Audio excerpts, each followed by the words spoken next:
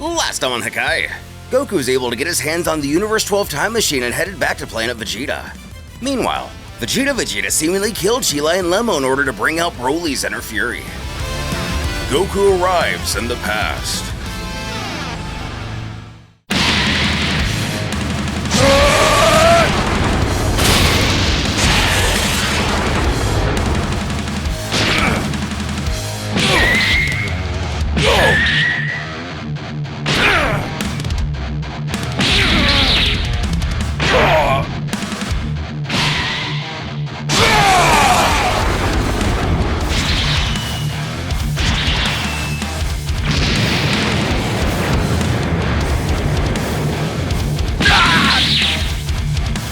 Now, with Broly finally starting to take action, the atmosphere grew tense and electric.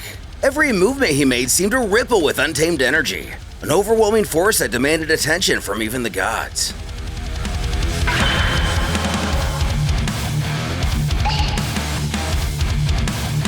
Beerus, shaking with frustration.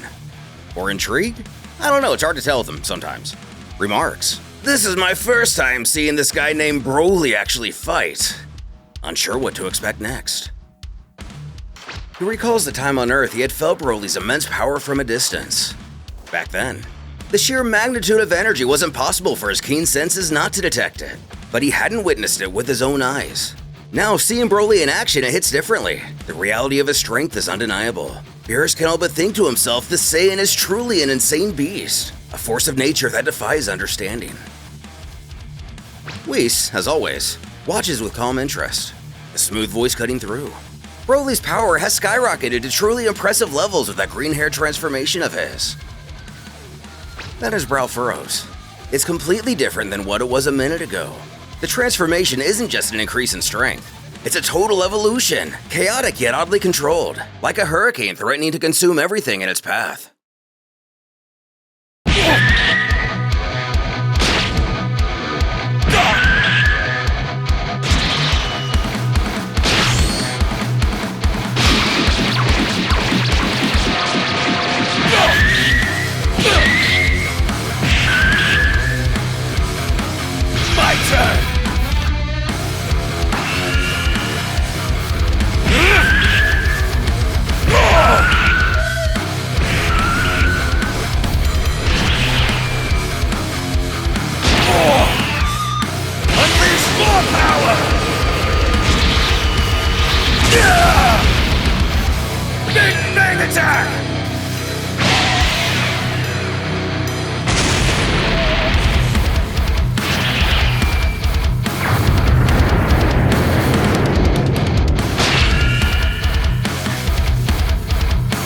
Beerus nods in agreement, his sharp gaze fixed on the battle unfolding before him.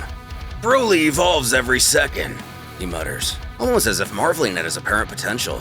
The energy radiating from Broly grows with each passing moment and reshapes itself like a storm gaining momentum. Meanwhile, Vegeta stands firm, his own aura crackling with fierce intensity.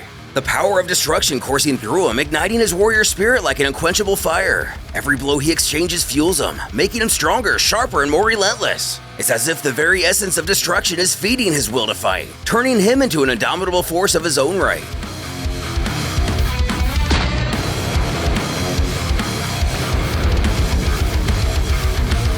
Despite the brutal back and forth, Vegeta sneers. "Is that all you've got?" His words piercing through the battlefield. "Where's your rage? Don't you want to kill me for what I did to those friends of yours?" He pauses, his smirk widening into something cruel. "Were your feelings for them that weak?"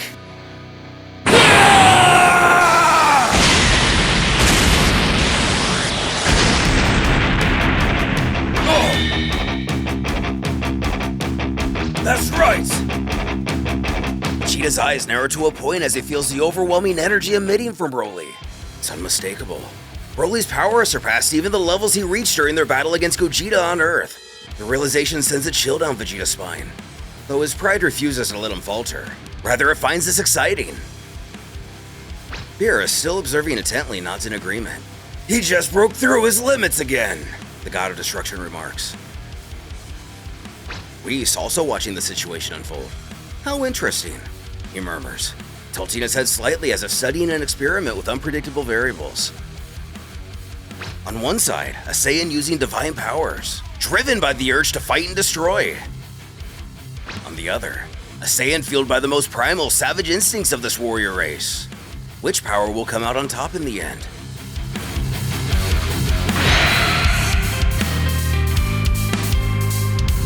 Meanwhile, an unexpected figure arrives on Planet Vegeta decades in the past.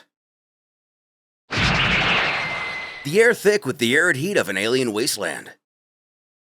As Goku lands lightly on the parched, barren ground, dust kicks up around his boots, swirling briefly before settling again. He glances around and takes in his desolate surroundings. The landscape stretches endlessly in every direction. Nothing but jagged rocks, lifeless soil, and an eerie silence that doesn't sit right with him. He takes a few cautious steps forward, his eyes scanning for any sign of life. But there's nothing. Not a single person, structure, or trace of movement. The quiet feels almost unnatural, and Goku can't shake the nagging feeling that something about this place isn't as it seems. Looks like he landed in a pretty bleak place, making him wonder if he even came to the right planet. Thanos wouldn't mess up the coordinates, would she?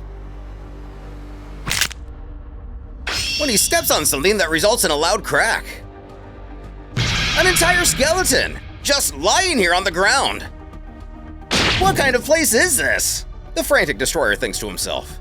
We're already well aware of how savage the Saiyans can be, but it looks like Goku's forgotten some of the stories he's been told over the years. He places his hands together and apologizes to the warrior he used to be. He didn't mean to disrespect the dead.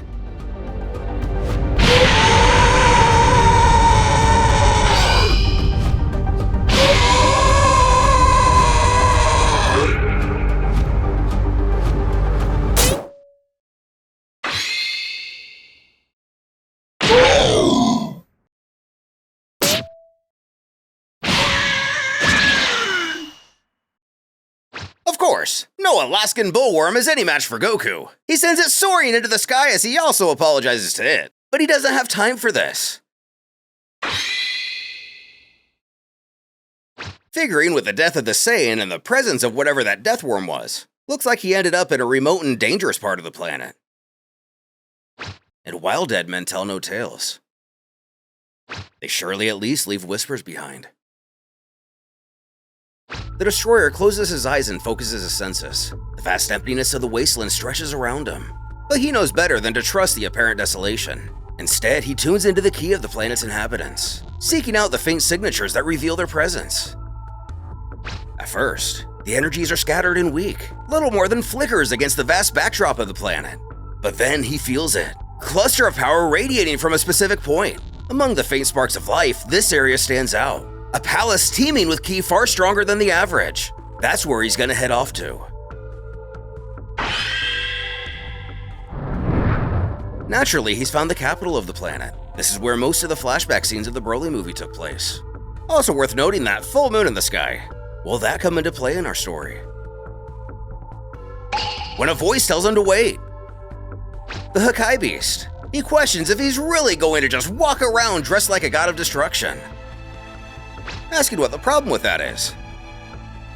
The beast informs he has access to his memories. And he knows that Vegeta once told him the god of destruction Beerus visited this planet and terrorized the king. Which is correct. He had forgotten that if he walked around in this outfit, it could cause trouble and the plan would fall apart. Kakarot's sentiments exactly. He needs a disguise. Unfortunately, it's not like Goku has immediate access to an entire wardrobe right now. This is the only outfit he has. Annoyed, the beast explains that there are plenty of soldiers on Planet Vegeta, so disguising himself as one of them shouldn't be a problem. Take the clothes from the corpse he just stepped on. Having a bit of an aversion to that, our hero exclaims that just feels so wrong. But didn't he say he'd do anything for his training? He's a god of destruction now. He needn't limit himself over such trivial things. Looking down at the old sack of bones, he apologizes again. But it's for a good cause, resolving to do as the beast instructs. After all, it's not like he needs it anymore anyway, right? Quickly getting changed, If memory serves, this is considered to be low-level armor used to identify weaker soldiers. Feeling it out, Goku has to admit he doesn't really like this outfit. For some reason, he kind of feels like a villain wearing it. However, it suits the Hakai beast just fine. Either way, our hero resolves to head to that place that's full of strong guys. But first, he better hide the time machine, just in case. As we arrive at the royal castle of Planet Vegeta,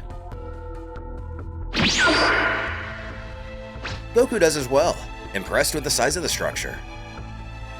It kind of reminds him of the one he saw in Sadala a while back. Stop right there!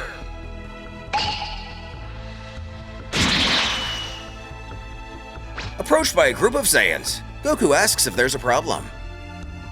The leader of which scoffs at the notion he even has to ask. Don't you know it's forbidden to approach this place without permission or an appointment? The men would also like to know how he managed to get all the way here without being detected by their scouters. Using that beefy brain of his, the Destroyer figures he can't just go around telling these people he knows how to teleport. So he just tries to claim he doesn't know. Must have just got lucky. But that luck of his is about to run out, the leader spits. He then demands the perceived intruder to tell him his name. Another thing he can't or shouldn't do. Flashing back to a few minutes ago, our protagonist finishes patting down the dirt in the middle of the wasteland. He believes no one will find the time machine buried here. Well, maybe not all too practical. If it doesn't have technology on par with Brief's capsules, what else can he do? Let's just hope he doesn't forget this location. Anyway, the Hakai beast was thinking he should create a name for himself before heading off. But a name? Can't he just use his own? And of course not! Son Goku isn't a Saiyan name and he needs one. It also wouldn't be appropriate to use Kakarot. Given he's already been born at this point in the past, it wouldn't be a good idea to use the name of a baby he's a spitting image of. So what name should he use? And the beast suggests that he just pick one from the Saiyans he's met during his life. In fact, he came up with one he really likes.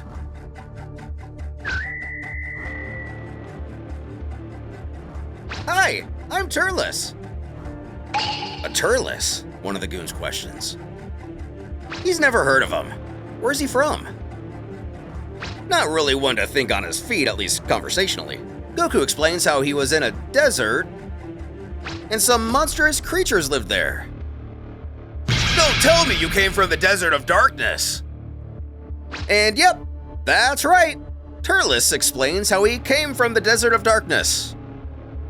Thinking for a moment, another soldier wonders why in the world anyone in their right mind would willingly live in a place like that. Interjecting, the goon with a scar on his face remembers something about there being a group of rebel criminals wearing that kind of armor out there, which also rings a bell with the others. He heard that a team led by someone named Zorn destroyed those bandits' hideout and eliminated most of them. However, a few escaped into the Desert of Darkness. This guy must be one of them, here to seek revenge on the castle. But that's not it at all. He didn't come to cause trouble, even swearing to it. Silence, scum! We're going to tear you to pieces! Oh no!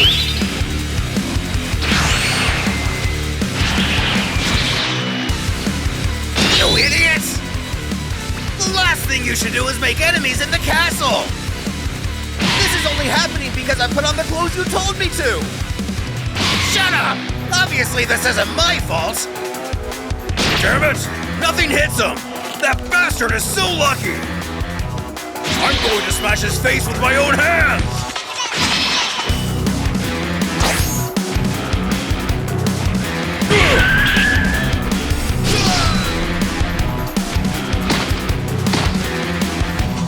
In a section of the palace, Nappa and Vegeta. The former compliments how the youngsters' training today was excellent as always. Though he hisses these trainings are getting more and more boring. There's nothing and no one on this whole planet that can offer him a challenge.